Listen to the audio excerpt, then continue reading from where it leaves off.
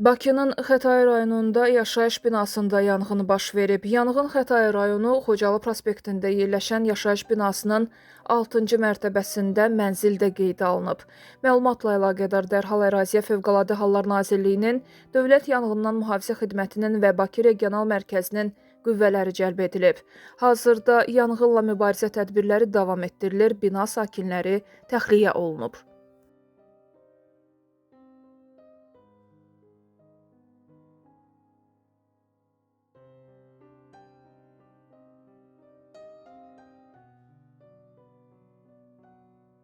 Tovuz rayonu Aşağı Quşçu kəndində fərdi yaşayış evində partlayış baş verib. Bununla bağlı Fövqəladə Hallar Nazirliyi məlumat yayıb. Bildirilib ki, Nazirliyin Dövlət Yanğından Mühafizə Xidmətinin Tovuz rayon yanğından mühafizə hissəsinin qüvvələri əraziyə cəlb olunub.